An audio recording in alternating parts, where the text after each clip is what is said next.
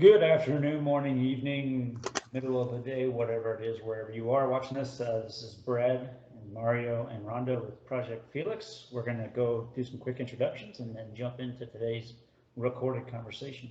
So my name is Brad. In case anybody doesn't know, I go by the name B-Rad apparently. It's stuck with me since Malibu's Most Wanted way back in the day. Get off my lawn. I don't like long walks on the beach. I prefer short runs on the pavement and crappy dad jokes. So with that, I'm gonna pass the mic to Rhonda. Hi, good morning, evening, afternoon, everyone. I'm Rhonda. I enjoy drinking scotch while watching the sunset, and I look forward to some cold weather coming up so I can finally hit the slopes and go snowboarding. I'm over summer. I'm done with it. I'm Mario. Uh, I'm also known as or go by Mario. Um, you know, uh, Interesting thought. I was born the year that Super Mario Brothers came out. So, coincidence? It's, I think not. So, uh, but happy to be here. Talk about some stuff in as far as getting stuck in one's past, and maybe discuss a little bit about the whole rear view mirror windshield analogy. So with that, Brad, I'll kick it back to you. Get us going on a quote from Strugglewell. Sure thing. So this is an analogy that I personally first came across in Struggle Well. I'm not sure if that's where it originated or not, but that's the first place I read about it. But I'm just going to go ahead and read straight from the book. And it goes a little like this. Learning to struggle well. PTSD shouldn't be a disorder that follows you around for the rest of your life. Here's how I describe PTSD. Imagine you've saved all your money to buy your dream car, a beautiful red Ferrari. You go to the dealer, pay $500,000 cash to buy it. You sit in the seat, put your foot on the brake, push the start button, and the engine roars. You've never been happier. You've achieved the vision of what you want your life to be. But when you drive out of the dealership, you drive all the way home going 10 miles an hour staring in the rearview mirror. That's PTSD.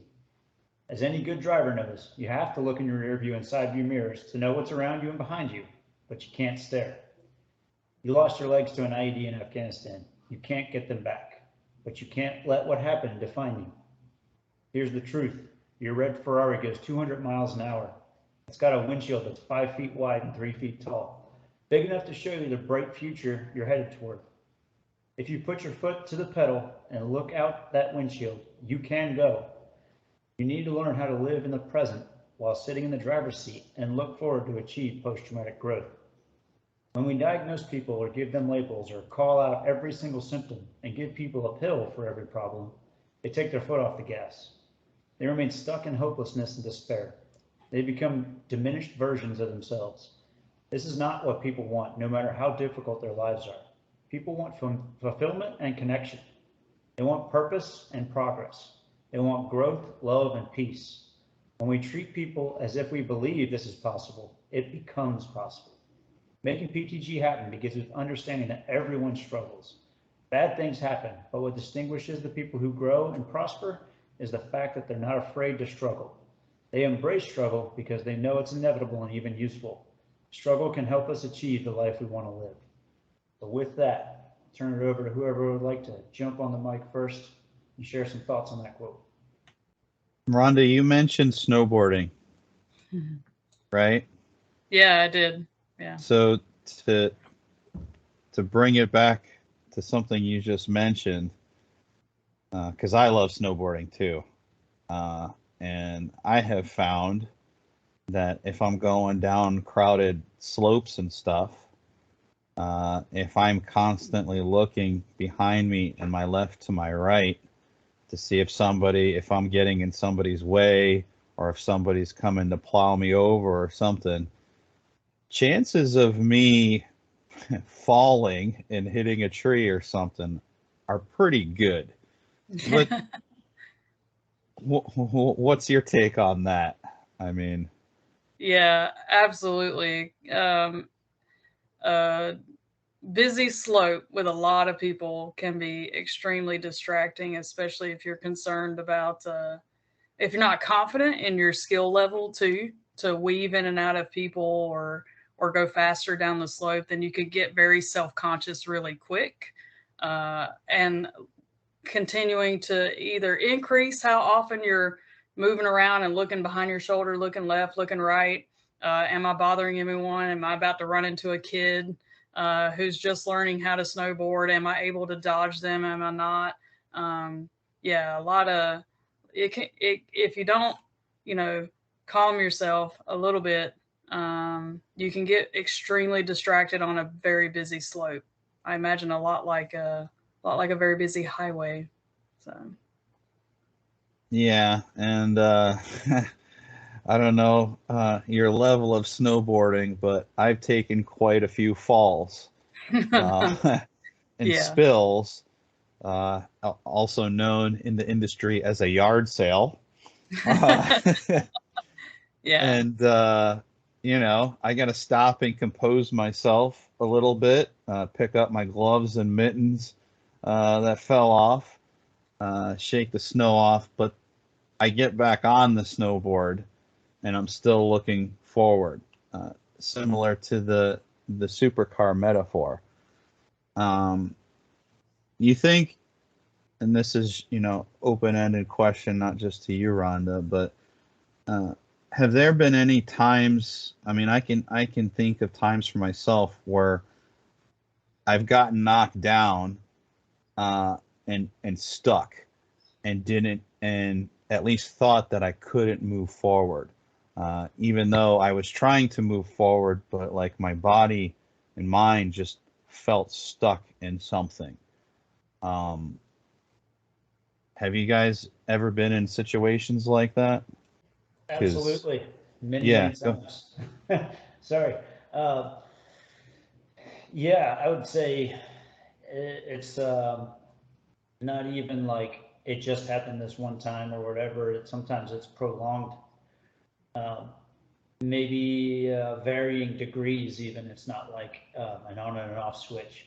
Maybe I'm a little stuck on something for a while, or maybe I'm really stuck on something for a short time or a long while. There's numerous occasions. I kind of think about back to the analogy, like what's in my rearview mirror that I'm staring at, right? It is kind of something to consider, and like trying to think about some of those things in the rearview mirror. Some of the easier things to talk about would be like life stressors, like worrying about performance reports and promotions, and not just mine, but like other people too, like having to go represent somebody and, fight for people, so to speak, and hoping I can succeed at that and do well at that. And also the long game of getting people consistently recognized. Like I'd say for a good part of the past 2 or 3 years, that was probably one of the things that was in my rearview mirror a good bit. That was, you know, maybe not as big of a impact on my overall life, but was certainly there, and I certainly saw myself looking at it in the rear view quite a bit, not paying attention to the road. And, uh, you know, the other things like traumatic experiences are the ones that seem to always be in the mirrors no matter what. Like losing friends in Afghanistan and Iraq as neo-DTech was, for me, one of the most traumatic experiences of my life. My dad passed away from throat cancer. Um, you know, you can call that trauma in some ways for sure, but it was definitely different. Um, and just other experiences overseas. Like most of my traumatic experiences are related to service overseas for me, but there are so many other experiences out there that can be traumatic as well. Like combat operations aren't the only one by any stretch. Um, but those are probably the one thing that's always there, and one of the more recent things. Oh, and also moving across the world, that was stuck in my rear view for quite a while until recently. And it's kind of funny actually now thinking about it. Heck, like through this analogy, I didn't even think about this until just now. Now I find myself looking back on it, instead of getting stuck on it in a negative way, I get stuck on it in a positive way. Like, I can't believe I got to experience living in Europe for 3.5 years. And maybe, you know, there are certainly positive ways to get stuck staring in your rear view, but at the same time, you still can't stay staring because you're still going to crash into stuff with your supercar, because you're just stuck in the past in the way it used to be, and nothing will change or improve, like, even still, you know, I don't know. I think there have been times where it's easy to rest on laurels and achievements and just stay there for like a really long time. Like for me, for example, you know, having done a 20-year career and then retired, I see how some people get stuck in that mindset of, you know, the professional veteran, so to speak, like resting on your accolades and achievements. That's great. You know, those are important parts of the rear view mirror. But again, there's a windscreen in front of you, and those things aren't written yet. Those are all things that can happen, but forward momentum needs to happen. Like Rhonda, we were talking about, you do a yard sale on a snowboard. If you just sit there off to the side, you're still on the mountain. Like, you're not going anywhere. You're seeing all these people come by you at different speeds and different rates. But I'm still sitting here freezing my ass off because, you know, I'm either afraid I'm going to hurt myself again, or, you know, this and that. Take time to collect yourself. But that forward momentum, getting the fuck back up, getting on your horse and continuing to move, that's probably the most important part. And that's where I look at the whole analogy.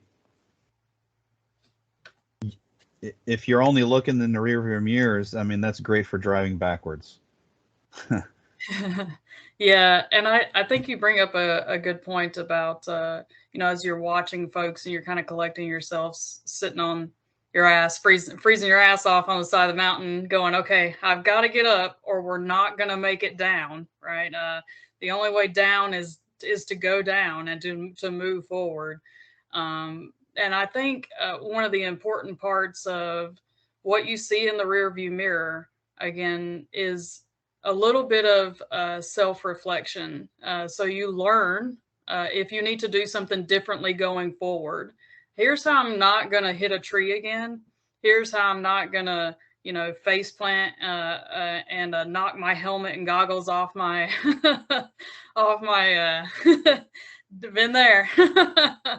And kind of take some of those lessons learned so that when you do go forward, you don't hit the same obstacle as hard. Not that you won't hit it, but maybe you brace yourself a little differently. Maybe you pick yourself back up a little differently. It's not that you'll never crash again, but just kind of taking those lessons learned from when you are reflecting back in that rear view mirror and you do get unstuck to go forward.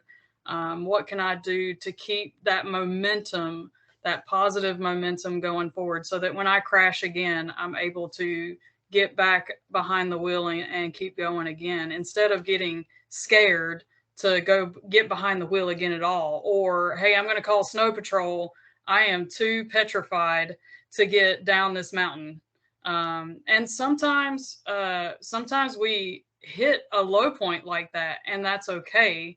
I've definitely had rock bottoms like that myself, where, you know, I'm going to need to call snow patrol. I literally have a concussion.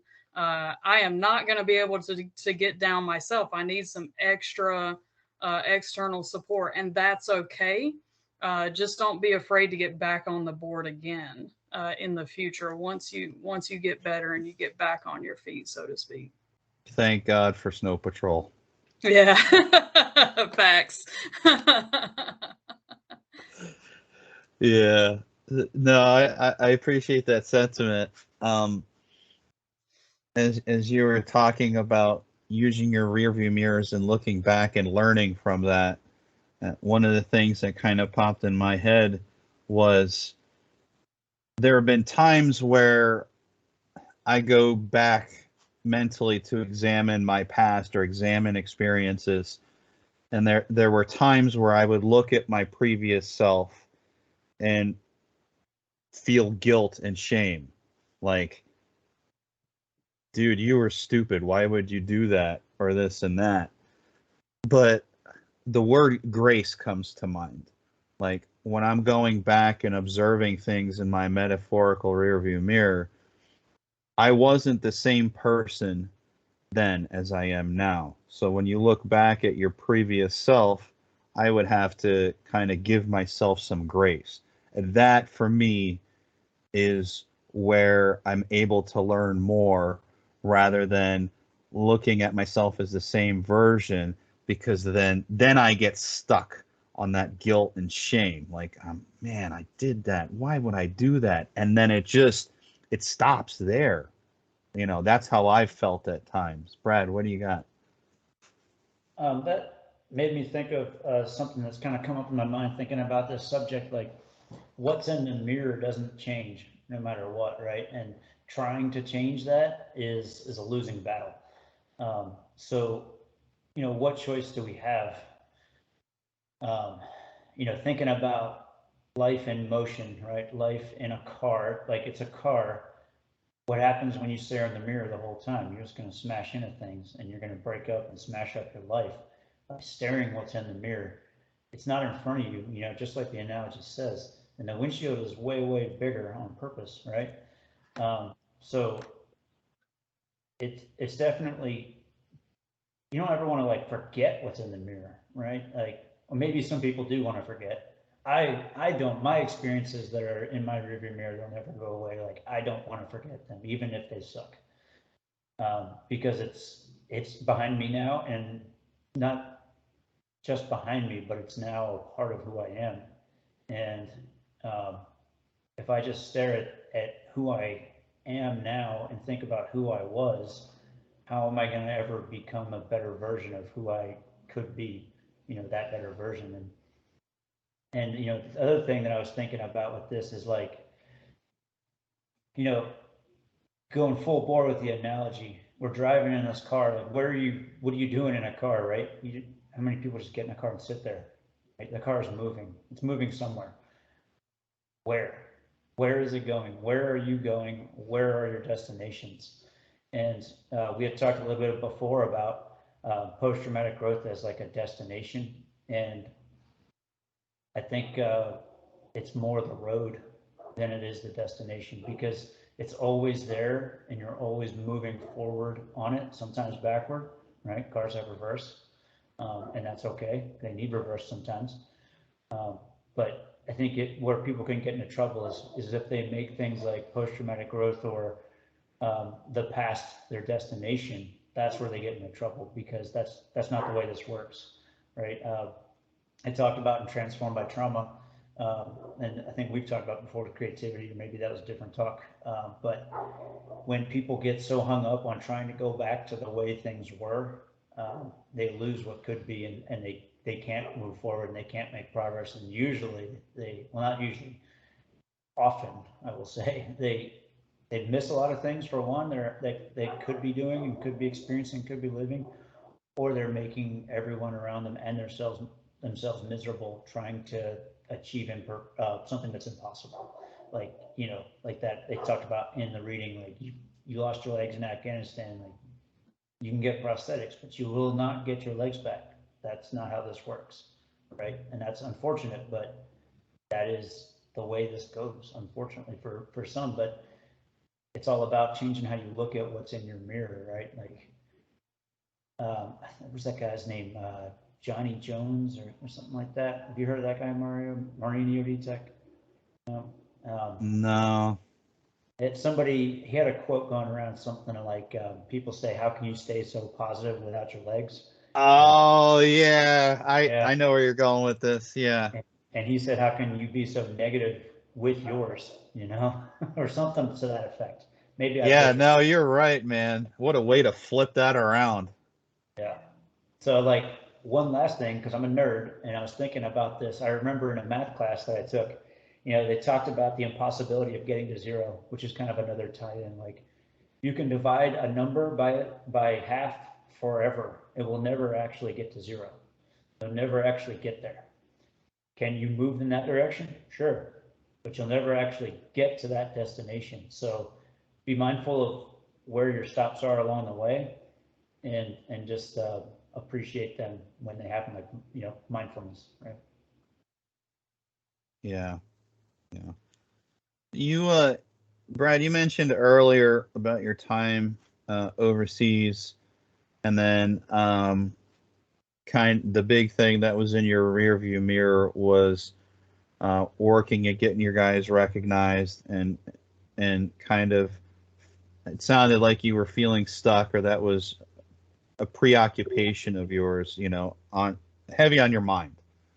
And then you did mention that it seemed like there was starting to shift a little bit. Why do you think that is? What are some of the contributing factors to that, would you say, if you had to spitball? So there's a lot. Excuse me. Moving was a huge one, right? That forced me to change the way I look in that mirror. And I think acceptance is a big one too.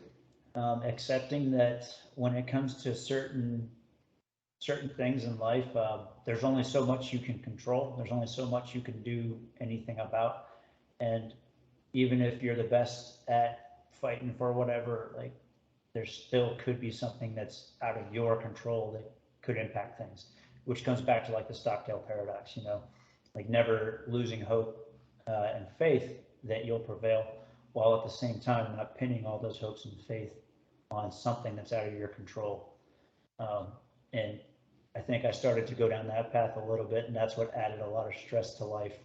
And I think, you know, moving for one, and two, having some real conversations with those guys and getting more of the picture from their perspective, that helped a lot. And the hugest thing that just is massive for me for mental health is getting time away in nature.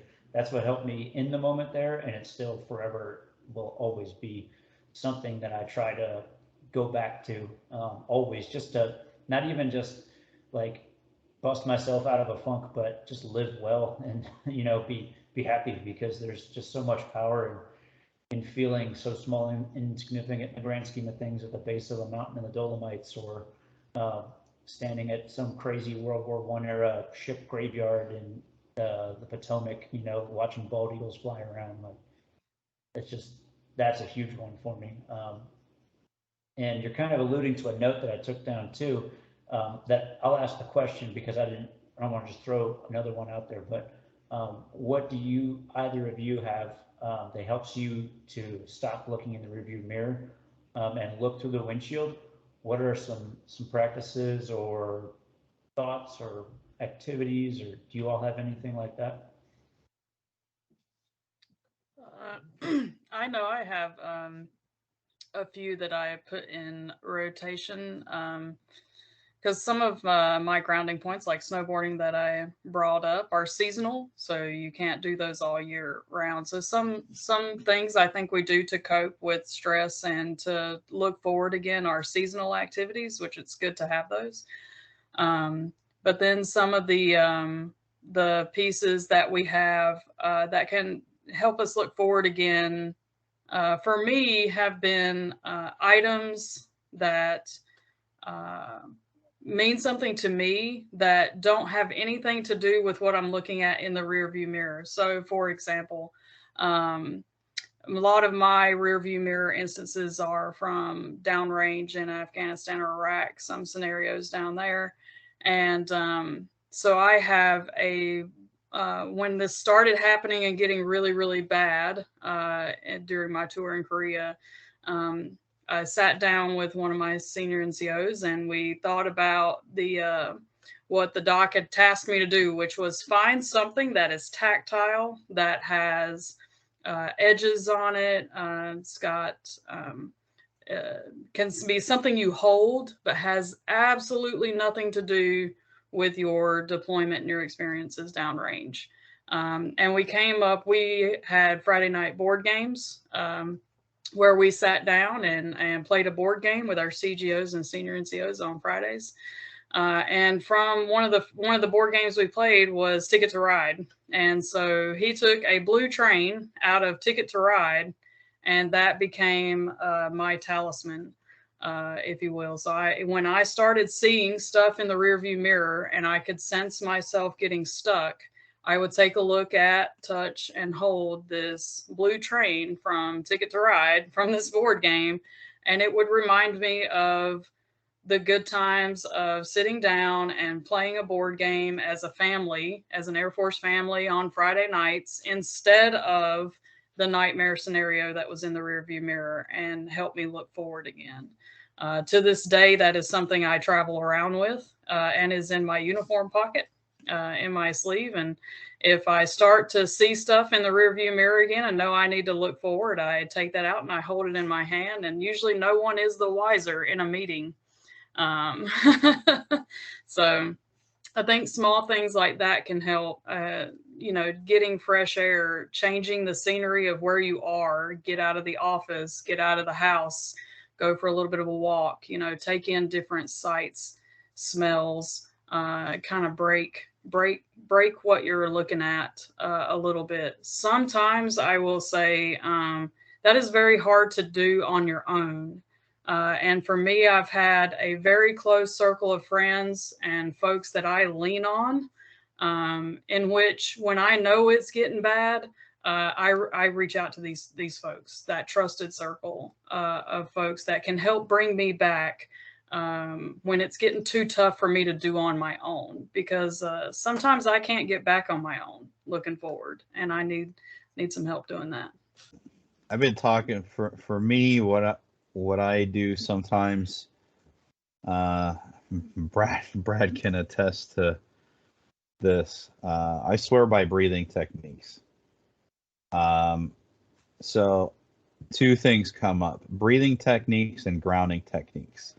Because and it's gotten better over time, but there are instances where I can go so far back into the rear view mirror, so to speak, that you don't even know there's a windshield there.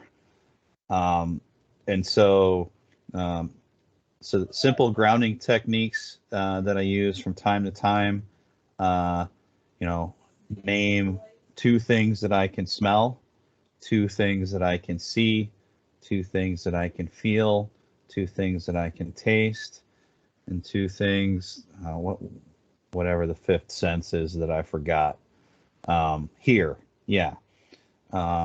So each one of those on their own is powerful, but all those things combined, in my opinion, is extremely effective in grounding oneself and bringing myself into the present moment. We talk about being present rather than lost in your thoughts. Like, I recommend those simple grounding techniques to my kids, to anybody who's having a hard time, with like anxiety and stuck in trauma. And I do the breathing techniques. There's all different ones you can use. I won't go down that. But Rhonda, I'm really glad you mentioned your support network of your circle of trusted agents, so to speak. People that you can depend on, and you can offload some of that stuff without extreme fear of judgment or guilt or shame. And that's another thing that the book Struggle Well and that whole effort talks about, is having your 3 to 5. We talk about it all the time. But yeah, those are some of the things that I do, Brad, to answer your original question, to try and kind of get out of that changing environment, going outside for a walk, especially, Rhonda, you mentioned the change of the seasons. Up here in New York, it's going to get quite brisk and quite cold. So, if I find myself a little stuck in a warm house, I might force myself to go for a walk outside and just kind of jar the body and mind out of the funk that it's in, and at least it's something different. I'm increasing my chances of being more present in the moment. Yep. I don't know if you guys do similar things or can empathize with that a little bit, but and there's also, Brad, there's things that can kind of get us out of that in an acute way, but I think there are also things that we can help stabilize normally on a daily basis, which Struggle Well refers to as wellness practices. And that's why I love, again, getting on my breathing soapbox. You can do breathing techniques in an acute environment, like if you're at a grocery store waiting in line and there's a bunch of people behind you and you start getting anxious. I'm speaking from experience. You can employ breathing techniques.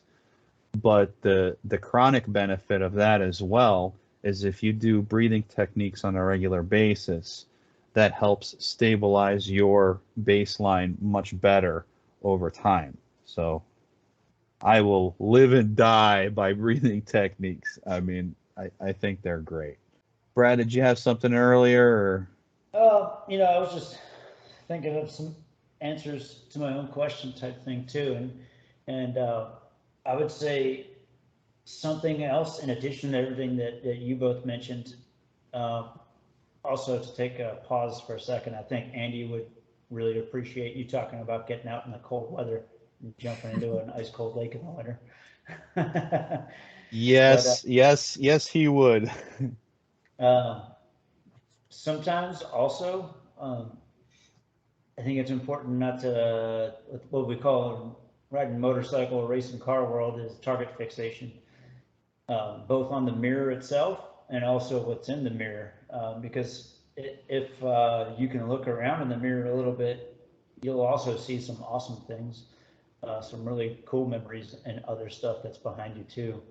And that can helps for me at least, to look through the windshield, because it's like I want to make more of those. I want to be deliberate about more life experiences and all of that. And I found myself like, I don't want to say like auto recall, but like when I was experiencing some high periods of stress at the last duty station, my body seemed to, or my mind, or both, whatever, seemed to do it without me thinking about it. Like I found myself thinking back to a very specific experience in nature, in northwestern Pennsylvania before I left for Italy, going out and listening to wild elk bugling out near Benazet, PA.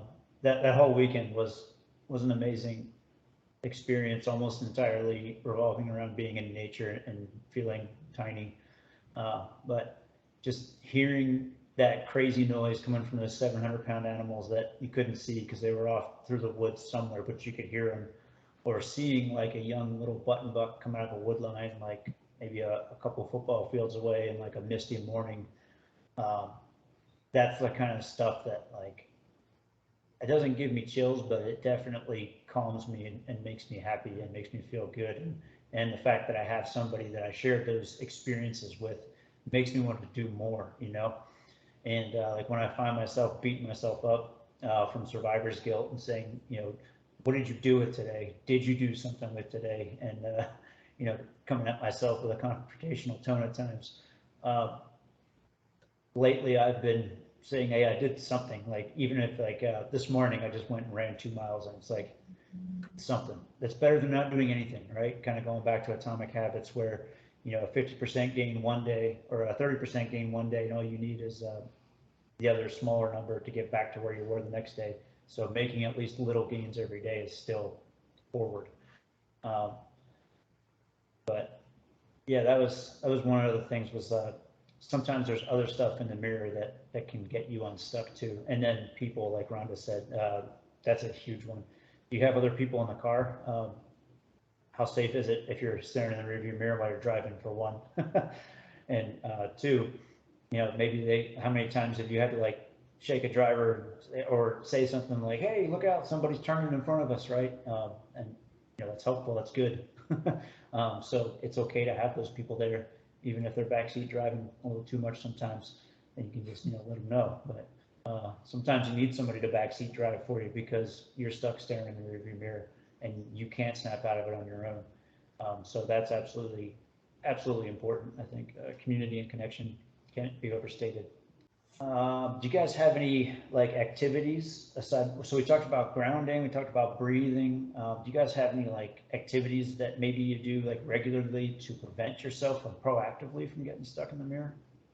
Yeah, so I know for me, the gym is a must, or some sort of workout, physical activity. Even when I'm traveling, I will make sure to make time for it. It keeps me in balance, and when I don't do it, I can feel myself slipping. So it's definitely one of those things that I came to discover that over the course of time, I had made excuses not to do it anymore. And that eroded over time to, well, I'll just go tomorrow or I'll just go in the evening. And then it never happened. And after a while, you just find that you're only going once a week or maybe twice a week, and or you're doing the bare minimum. And it really for me, it threw me out of whack. And so I have to make sure I get that in there regularly. And when I do, I'm in a lot better state. And even now, my husband will be like, "Have you gone to the gym today?" um, because he knows how important that is as a measure to get ahead of things, so that I stay balanced. The other thing I'll do is I learned, I didn't used to like audiobooks. It was not a thing for me. I preferred the handbook. I want to turn the page. I want the actual physical copy. But I found that the more I tried it, it became a preventative measure because I was focusing so much on what the person was saying that I didn't have time to slip anywhere else. So I've used audiobooks as a preventative measure when I know I'm in places that are going to stress me out, like a crowded airport or a venue that gets really, really loud. So say there's an event, your organization's having an event somewhere and the music is just insanely loud, and it's not, you need to go somewhere else. You need to focus on something else. And so in a preparatory measure, knowing that this bar or this venue is going to be loud, I hyper focus on a chapter or two of an audiobook, and I'll hone in on the words and the sounds and the calmness of that audiobook. And then I'm able to handle that venue, maybe not as long as I would like, but longer and better than had I not done that preparatory pre-focus before walking in the door. Yeah, I hear you on the whole crowded area and stuff. So I've done quite a few. I've changed up my routine quite a bit since I've been retired, probably within the last year and a half. One of the few things that I do religiously is I have kind of like my own stretching, calisthenics, yoga routine. It's a simple like 15, 20 minute, like 20-minute routine every single morning, weekends, no matter what. It's a little bit hard to do when I'm traveling, but at least I try to do something. But I do that literally every single morning. I call it like my maintenance routine. I want to stay moving. I want to stay at least a little limber so my joints don't lock up and stuff. And I incorporate a few yoga routines in it just to help out. The big one for me, so I do something called transcendental meditation. I do it twice a day for 20 minutes. And I've been doing that for a little over a year now. In fact, I think I'd have to check my app, but I'm on like day 219 of doing it straight without a single one missed. For me, that's been critical. because I was taught breathing techniques and kind of mindfulness back in 2012 when I came back from Afghanistan, and then kind of over time it went into meditation, and then I was introduced to TM as it's known, and that really helps, for lack of a better term, kind of mellow me out. That it's a much better baseline so that I'm not as reactive and more responsive in nature. I think I do the whole creativity thing, but I'm not an artist. I mean, I still draw on stick figures. Um, nature, I mean, that's a big one for me. I get outside as much as I possibly can. I try and maintain healthy like cell phone and social media habits. It's easy to go down that rabbit hole and indulge too much of that. So I try not to spend a whole lot of time on my phone and spend more time outside. The place that we have here requires quite a bit of maintenance and getting ready for hunting season and stuff. So trying to decrease the negative digital influence and stimulus on me and increase the more natural stimulus, I think is overall beneficial for me. Mario, you kind of hit quite a few that I find myself doing in Rhonda. I'm same thing with fitness. If I don't do something to get my heart rate up in the day, I feel like a piece of crap, and it definitely carries over to my mood. Um, so also like you, Mario, though, I can't draw for crap either. That's why I do stuff like 3D modeling where the shapes are already drawn for me, and I just have to like resize and mold them into whatever. Um, and I've found, recently with this move, like I shipped my household goods back in July, and they're supposed to show up in about 2 weeks now. So I've been here in this pretty empty house with not a whole lot of stuff, which is I'm honestly totally fine with for the most part. But it would be nice to have a couch or a place to sit. So I wound up buying some chairs on Amazon to hold me over. But you know, I don't want to go out. I want to go out and do stuff, but there are some of my things that I usually need, like my camping gear and other things like that, my outdoors gear that I have. That's like I don't want to go buy a bunch more of the same stuff I already have for obvious reasons. So it's like, what do I do while I wait? And that's where two things have started to come back that have been increasing in recent years, and one is reading. I tried audiobooks. They don't usually work for me too well. There's a few that I don't mind listening to, but my problem is I love to highlight stuff. I love to make bookmarks. I love to type notes. So I like digital reading books instead of audio books. So my Kindle on my iPad is full of books with highlights and notes all over the place. So that's a big one. Typically, I'll read when I'm doing like some easy cardio to get warmed up for working out, in fact, which is a great way to get two things in at once. The other, like I was saying before, 3D modeling. I know it's kind of nerdy, but there's just something that's so cool about having an idea or a picture of a physical object that's completely in your mind. It exists in the synapses and neurons bouncing around this freaking giant dome of mine. And then a couple hours later, you have a physical object in your hand that previously did not exist. And that right there just makes my head explode. But also thinking about like I have maybe not a problem, but I have like a need for something or whatever it may be, or maybe I broke a part, right? And I can fix it by creating a new model. And it's, for me, it's a sometimes pretty mentally draining, but also mentally rewarding activity is to think spatially like that and think in 3 dimensions and get so focused in on solving a problem. Don't get me wrong, it can be tedious and frustrating in some ways. But the funny thing about it actually is I'm not sure exactly what the mechanism is, how, why, what, or whatever. Maybe some psychiatrist could tell me, but like whenever I find myself struggling to sleep, they talk about with sleep is of course hugely important, but if you can't sleep, don't think about how much it sucks that you can't sleep, because that's not going to help you fall asleep. right? If I'm sitting there laying awake forever, I start to try to think about 3D modeling like in my head and like creating an object. And I don't know why or how. Maybe it just tires me out, but maybe it's like a lot of thinking exercise and it just wears me out and helps me fall asleep. But almost every time, within minutes, I'll be out. I guess I'm just a nerd for life or something. I don't know.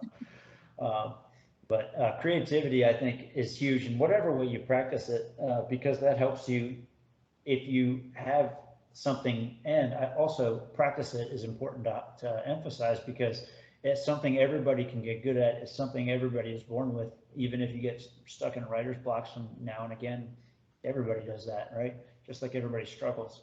But if you are finding ways to exercise your creativity, when you find yourself stuck looking in the rearview mirror, it's a lot easier to come up with a new way to look through the windshield again. It's a lot easier to get yourself unstuck and think about the future, because you don't create things because you think there's no future. That would be pointless, right? Why would anybody ever make any art if it's for nothing? I mean, granted, I know that like those monks do those really cool sand raking and all of that stuff, and then they brush it all away. But that's just because that art only exists for that period, and just like everything else only exists with its impermanence. But at the same time, why would you create something for a world that won't exist, with you in it? And that's why I think it's important to exercise creativity in whatever way you do. And even if you think it sucks, so what? Even if you only draw stick figures, fine. Make a cartoon out of it, right? Cyanide and Happiness is stick figures. It's hilarious. It's fun. Be careful what you wish for. Project Felix cartoon series coming to a town near you. I like it. And that's creative. I like it a lot. For a lot of reasons. That's awesome. Create some memes.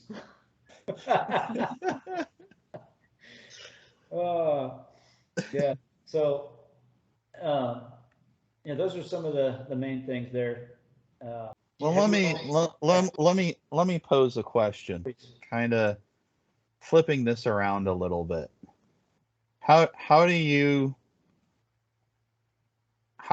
help somebody pay more attention to their windshield than the rear view mirrors? Like, we talk about ourselves, but we're part of peer groups too. And part of this concept with Project Felix is to grow ourselves and change ourselves, and kind of to lead by example, but also assist those around us wherever we are. So how do we help people maybe shift their focus a little bit from what was to what can be? Any thoughts? So I think for me, when I think about helping folks in similar situations as ourselves, and I think both of you touched on it earlier when Mario, you'd mentioned grace, giving yourself some grace, and Brad, when you're like talking about being hard on yourself, right? And I think most folks start there, right? They're either being really hard on themselves. As they're looking in that rear view mirror, they're holding themselves to a different standard, right? It's you are now older. You have more experiences. The younger you that you are looking at in the rear view mirror was not as wise or experienced. So don't hold younger you to the same standard as older you. And I think having a genuine conversation that it's okay to have made mistakes. It's okay that the situation was tough. And it's okay to give yourself that grace, maybe a little bit of forgiveness. And then sometimes when you look in that mirror, you're going to have questions, and you may not get answers to all of the questions in that mirror. And coming and kind of having the conversation with the individual on that to help them start moving forward, I think has been key for those that I've been able to help. One, they realize that they're not alone, and that it's okay to feel not okay. It's okay to not be okay, and to start looking forward again, and then helping them find ways that work for them, because what works for all of us, and everyone is different, right? And that takes constant interaction and dialogue with the person. And I think that commitment to the individual that has reached out to you or that you see is in need, that commitment goes a long way to helping them slowly figure out what works for them to help them look forward again. Those are like 3 thumbs up on all of that stuff. I'm right there with you. And for me, it's along the same lines, but if I can sum up what my method is, I try and share my vulnerability in a way that will help maybe supplement their own perspective of whatever they're going through. Because I do not have a shortage of personal fuck ups and mistakes that I have made throughout the years. And it's tough. It can be tough to talk about those things, but I think those lessons learned from those mistakes can be passed along to other people that are maybe going through things that they maybe not be able to articulate. But I think you're exactly right.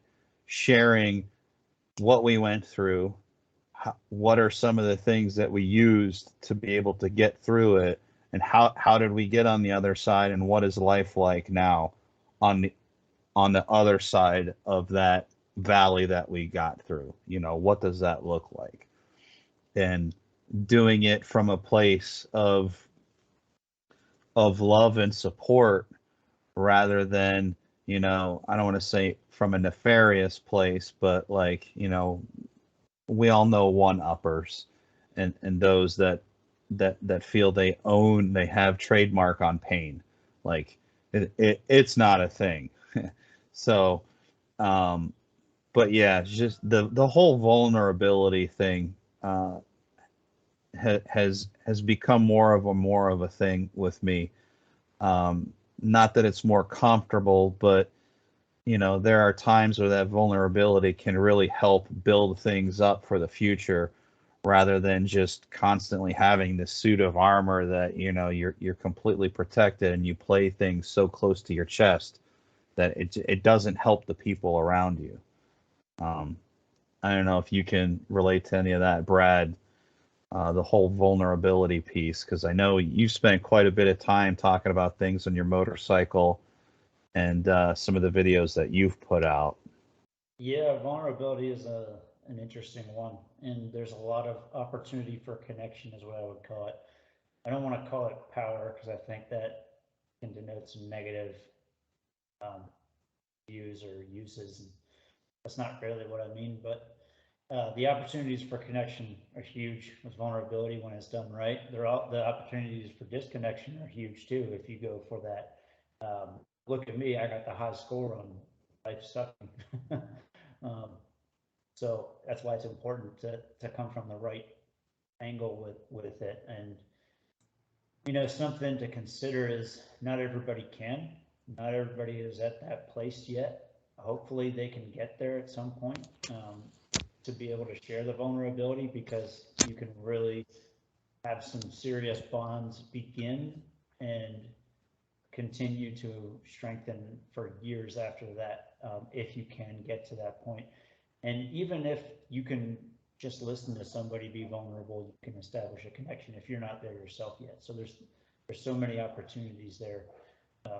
And something I would suggest to people that aren't there yet is what's going to happen. Like, what's the worst that's going to happen? When I share my vulnerabilities, vulnerability implies that it's a weakness that somebody can do something with to you, I think is what a lot of people, view that word vulnerability as. When instead, what are they going to do? What are people going to do when I tell them about details of my traumatic experiences? They going to think about me differently? Maybe. Is that going to be negative? Maybe. I don't know. I don't care. It's not going to hurt me. That's all I know.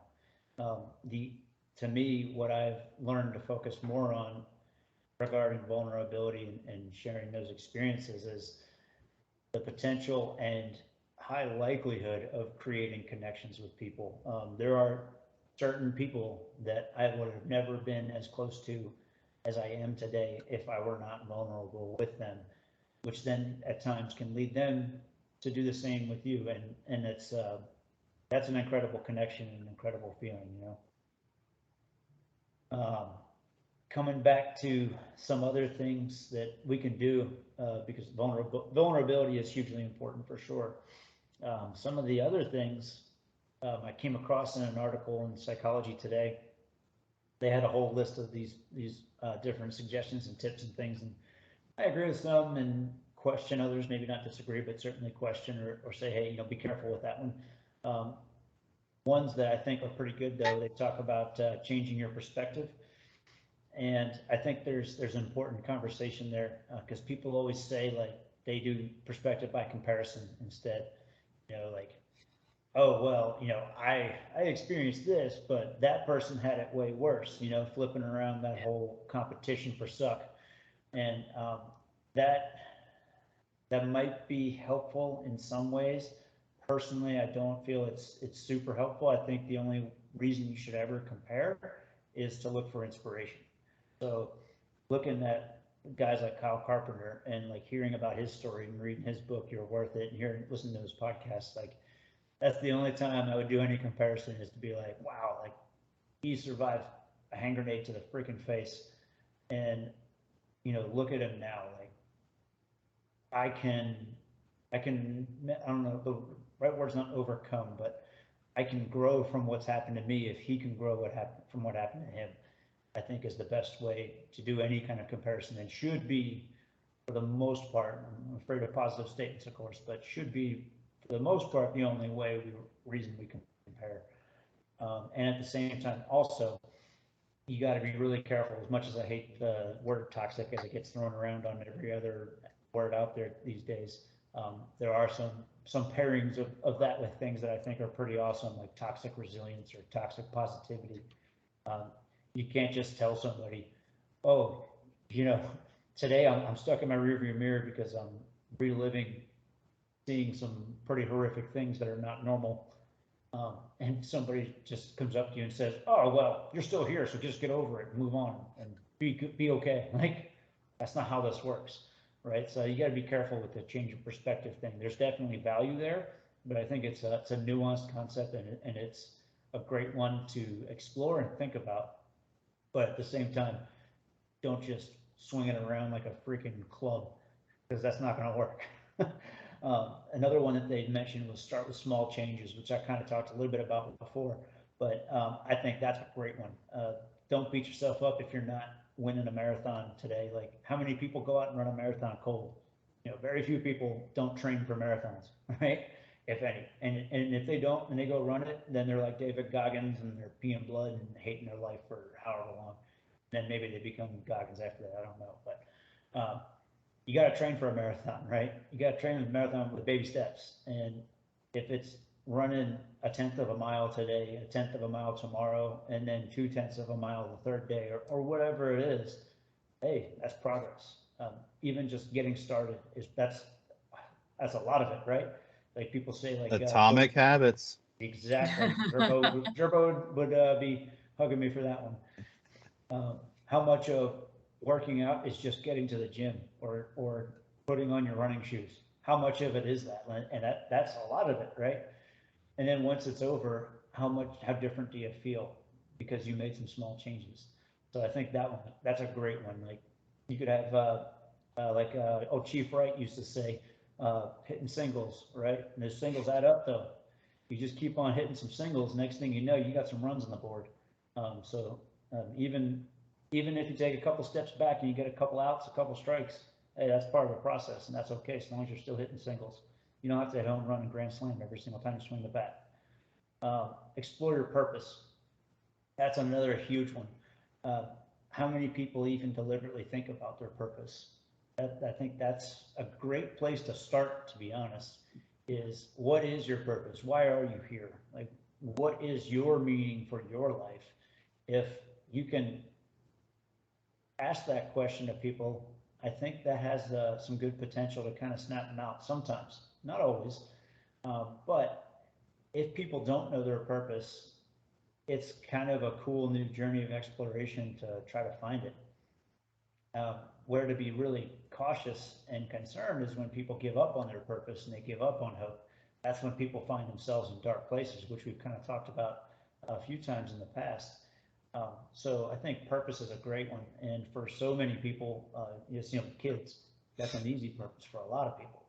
Think about your kids or your family. Like, if you were to decide to commit suicide, what would that do to the rest of the people around you? How would they feel about that? What would you be taking away from them?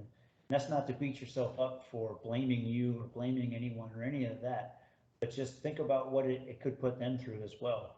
And when it comes down to time sucking really bad and being really hard and the pain being high, you can kind of like almost wear like a badge of honor of I'm not going to give into it because I don't want to put my son, daughter, mom, dad, brother, cousin, goldfish through that kind of hell. And I can get through this and I have to do it for them and also for me, right?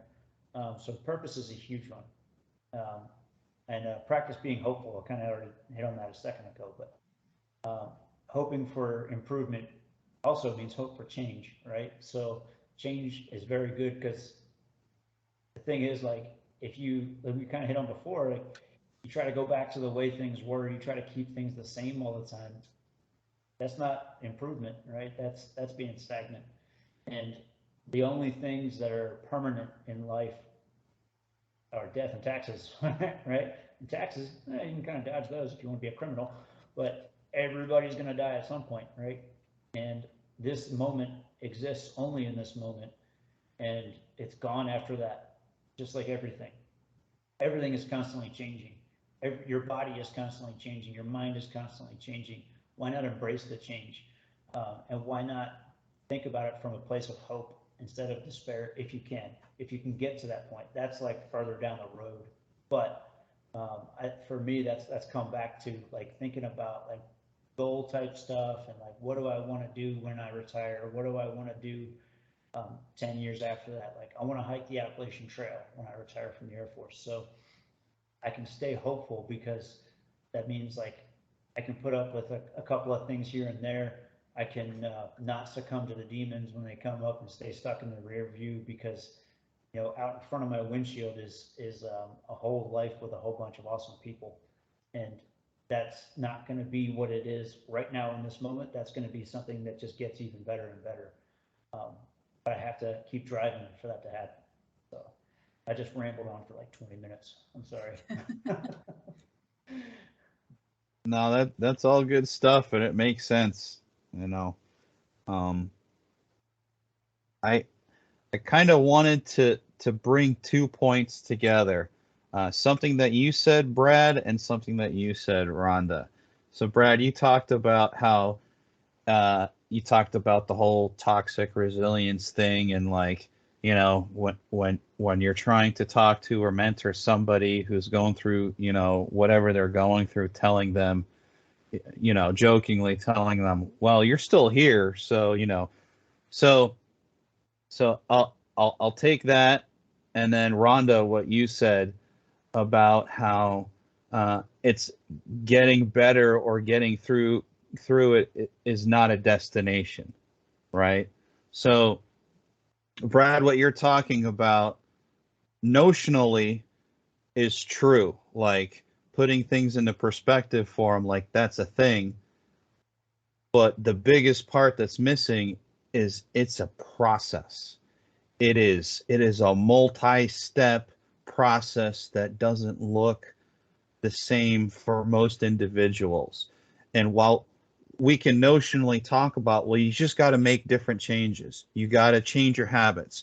You got to remain hopeful. You got to talk about your purpose. Like, these are all great notional things, but the application of it it can be like this, it can be like this, it can be like this, it can be like this, it can be like this. Yes, thank you, Brad. Thank you. And that's, listening to you talk, Brad, it really reminded me of what Rhonda said, is that it's not an end goal.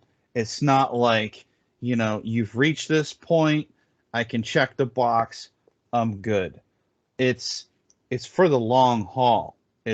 We're talking about life here, not a specific thing that we got to achieve and then, okay, now I can just rest. We talked about resting on laurels and achievements, right? So it's maintaining that progression. And that's kind of what was rolling in my head, is like, these are great, but the reality of it is it takes time. It takes time. And with that, it takes people that are willing to walk and talk along the side of people to get them to where they need to go. Yeah, that's kind of what was rolling around in my head, because I can look at my own journey, quote unquote, from struggle to strength, and I can see that that was a long and painful process, and it still continues to be a painful process at times. But when I look to my left and then I look to my right, and I have people like you guys there that are willing to walk with me, it's like, okay, it helps with those things like purpose and why and hope, and not the whole misery loves company thing, but just the commiseration of, hey, other people have gotten through this, I can do it as well. So And I think the cross check point too, with those people that are walking alongside of you, because as you just pointed out, it's not a destination, it's a path, it's a progress, it's constantly being worked on. And I remember, so in my circle of folks that have helped me walk this journey, a couple of them have been through this process themselves, and they went through different pathways to get help, but they got help. So some of them have been on this journey for a while. And one of them I'll never forget, I was again doing the comparison thing of trying to put a destination on it. And they provided that cross check of, because I saw how well they were doing. And in my eyes, I'm like, okay, I can get there. It's possible. Here's this individual who has struggled and come out on the other side too, successful, managing it, and doing well. And I'm like, well, again, I just started to try and put that destination on it. And he's like, stop, and compare myself to his progress. And he's like, stop.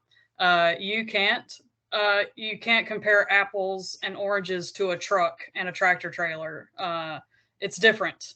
He's like, your path is different from mine, and someone else's path will be different from yours. Everyone's path's a little different, but we're all going to walk together, and we're all going to make sure we stay on the right path, looking forward, right back out that windshield instead of looking in the rearview mirror. And we keep each other in cross check. I am 100% with you on that.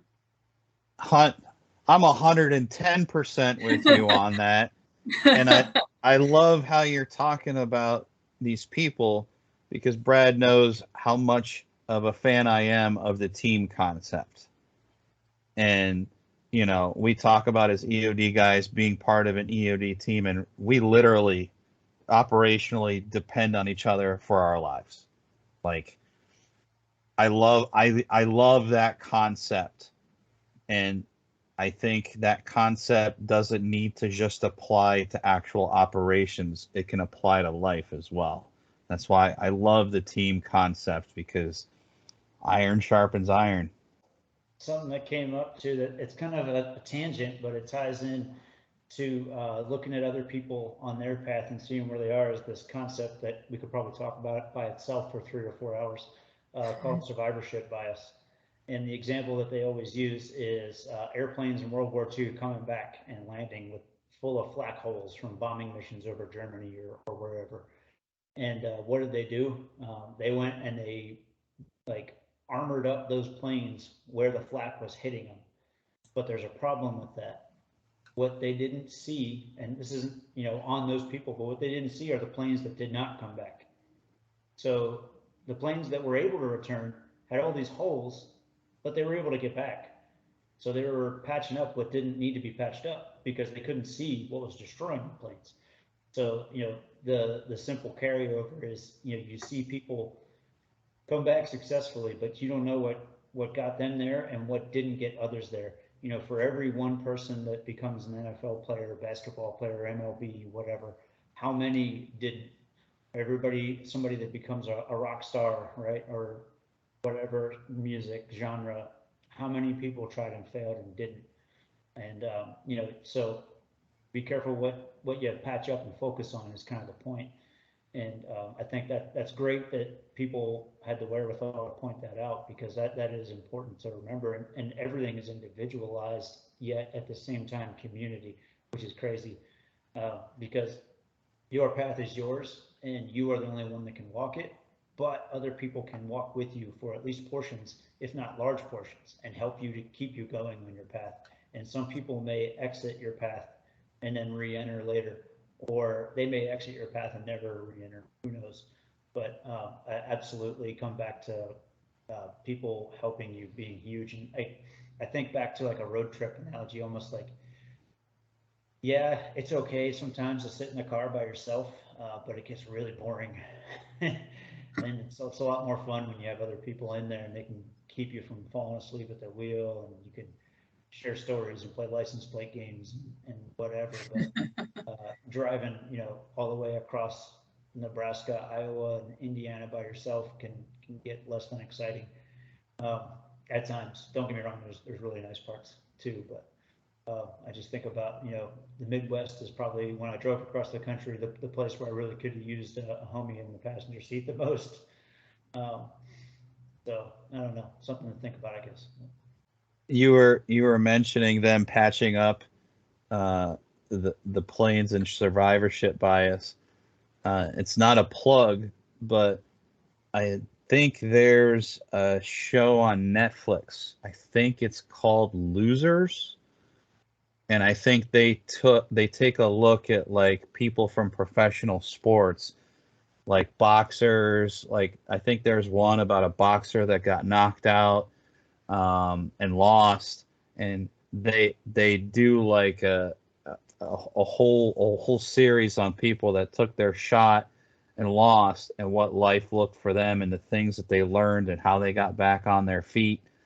So I may actually have to take a look in that and see if that actually pertains to what we're talking about. But I'm pretty sure it's along the lines of what you're talking about. So I'd say the biggest thing is just I've really enjoyed kind of throwing things back and forth, and especially Rhonda, what you had to bring to the table. Nobody suffers and struggles alone, I guess. So Yeah. it's just knowing that there are people like you guys that are still going through it yourselves, but you're still having an active part in helping others, is kind of comforting to me. So I guess that's kind of all I have to add. Brad, if you want to close us out, I think we can put a nice bow tie on this. Sure, I'm gonna put the bow tie of a quote that'll leave questions, something different, and it's from a made up show anyway, so it's not even real, but there's still some interesting thoughts to it, I thought. But the show Vikings, if everybody's seen that, supposedly this is a quote from Ragnar Lothbrok, which, I mean, Googling it said that he said this at one of these episodes, I don't remember which, but he said, don't waste your time looking back. You're not going that way. So something to consider if that's true or not. If it is, why, and if it's not, why. Something to think about. But with that, we'll go ahead and wrap it up and put a bow on this one. Cool. Thanks, guys.